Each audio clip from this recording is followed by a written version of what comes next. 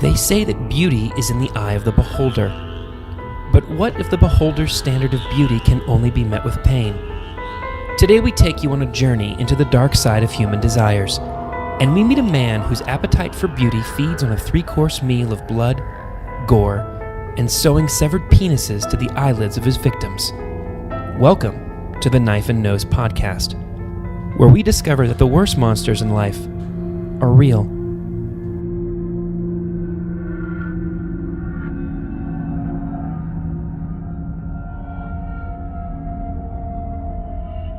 Nashua, New Hampshire. The eve before Halloween, Mark Sherwood returned home from a night at Bigwick's karaoke bar to find a haunting surprise. 911, please state the nature of your emergency. Oh my God. I just got home and I found my uncle in a pool of blood. Oh my God. Is he breathing, sir?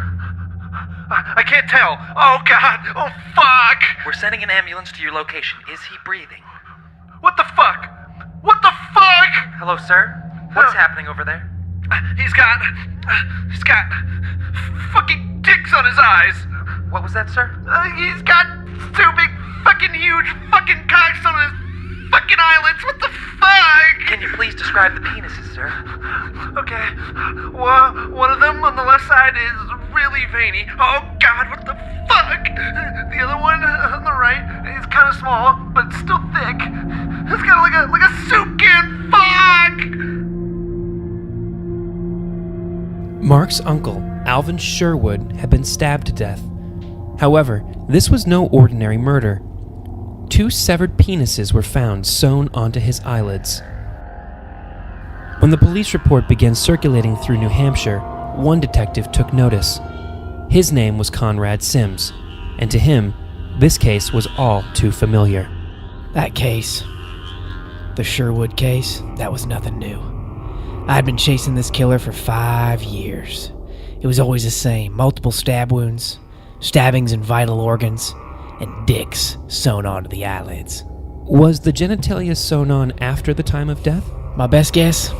No. The sick bastard sewn them on before he did the stabbings. And where did the genitalia come from? Far as I can tell, he kept him in his coat pocket. A pocket full of penises. Conrad explained to me that in all the years that he's been after who he's been referring to as the Dick-Face Killer, he's never gotten a lead. That changed for him on one December afternoon.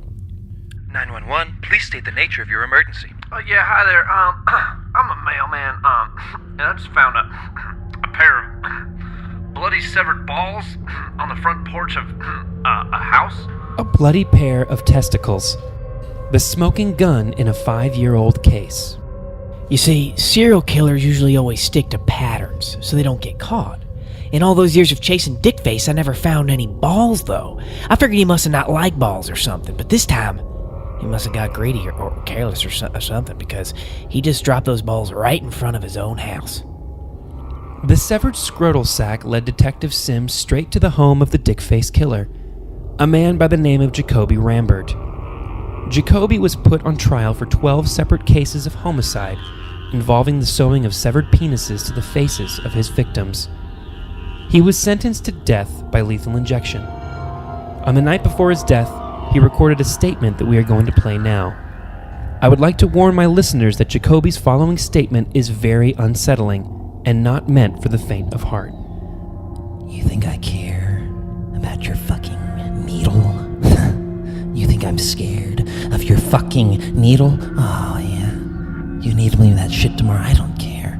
I'm a fucking artist. Dicks belong on faces, right on their eyelids. I love grabbing them and sewing them on, making them walk around with dicks on their eyes. I say, you're so fucking beautiful. You're so fucking beautiful. But you know what? They're ungrateful. Every last one of them. I'm a sculptor. I make masterpieces with my 2 hands. With 2 sopping, soggy cocks. Nobody appreciates it, though. Nobody's worthy of it. So go ahead. Stick me with your fucking needle. I'll embrace the face of a god, and that face has 2 throbbing penile members coming out of his eyes. Families of the victims watched the next day as Jacoby served his sentence by lethal injection. Justice had been served.